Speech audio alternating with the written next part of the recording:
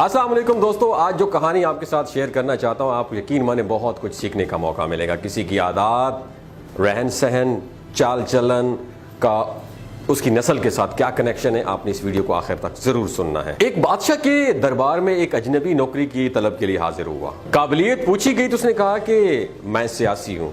याद रखिए दोस्तों, अरबी में सियासी अफहाम व तफहीम से मसला हल करने वाले मामला फहम को कहते हैं। बादशाह के पास सियासतदानों की भरमार थी। उसे खास घोड़ों के इस्तबल का इंचार्ज बना लिया बादशाह सलामत ने, जो बीच हाल ही में फौत हुआ था, तो उसको रिप्लेस इस बंदे को बादशाह ने घोड़ों के इस्तबल का इंचार्ज बना लिया। चंद दिन बाद बादशाह ने उससे अपने सबसे महंगे और अजीज घोड़े के मुतालिक दरियाफ्त किया। तो उसने ये कहा कि बादशाह सलामत, आपका घोड़ा नस्ली नहीं है। बादशाह को बड़ा ताज्जुब हुआ। उसने जंगत से साइज को बुलाकर दरियाफ्त किया तो उसने बताया कि घोड़ा नस्ली है, लेकिन इसकी पैदाइश पर उसकी मां मर गई थी और ये एक गाय का दूध पीकर उसके साथ पला बड़ा है। तो मसूल को बुलाया गया, उससे पूछा कि तुम्हें कैसे पता चला कि ये असली नस्ली घोड़ा नहीं है? तो उसने कहा, बादशाह सलामत, जब ये घास खाता है तो गाय की तरह सर नीचे करके, जबकि नस्ली घोड़ा घास मुंह में लेकर सर उठा लेता है। बादशाह उसकी फहम फरासत से बहुत ज्यादा इंस्पायर्ड हुआ।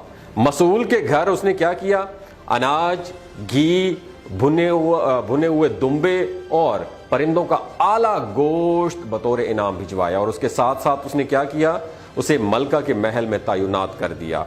चंद दिनों बाद बादशाह ने उस मसाहिब से बेगम के बारे में राय ली। तो उसने कहा कि बादशाह सलामत, तौर अतवार तो मलका जैसे हैं लेकिन शहजादी नहीं है।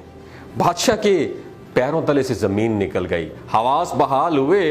तो उसने बादशाह सलामत ने अपनी सास को बुला भेजा, मामला उसके गोश गुजार किया। उसने कहा, हकीकत बेटा ये है कि तुम्हारे बाप ने मेरे खावन से हमारी बेटी की पैदाइश पर ही रिश्ता मांग लिया था, लेकिन हमारी बेटी 6 माह बाद ही फौत हो गई थी। चुनाचे हमने तुम्हारी बादशाहत से करीबी ताल्लुकात कायम करने के लिए किसी की बेटी को अपनी बेटी बना लिया।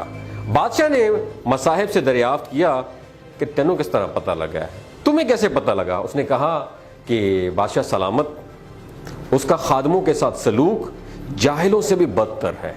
बादशाह उसकी फरासत से खासा मुतासर हुआ।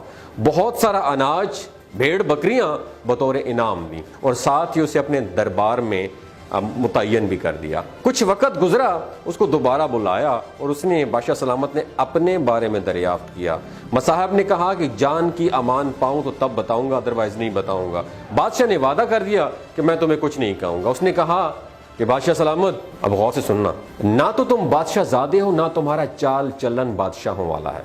अब ये सुनते ही बादशाह को ताव आया, मगर जान की अमान दे चुका था। सीधा वालिदा के महल पहुंचा। वालिदा ने कहा, पुत्र ये सच है, तुम एक चरवाहे के बेटे हो, हमारी औलाद नहीं थी तो तुम्हें हमने लेकर पाला था। तो बादशाह ने मसाहिब को बुलाया और पूछा कि यार बताओ, तुम्हें कैसे इल्म हुआ?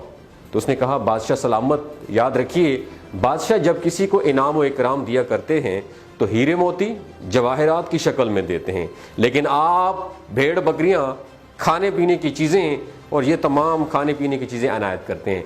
ये असलूब जो है ना, ये बादशाहज़ादे का नहीं है, किसी चरवाहे का बेटे का हो सकता है।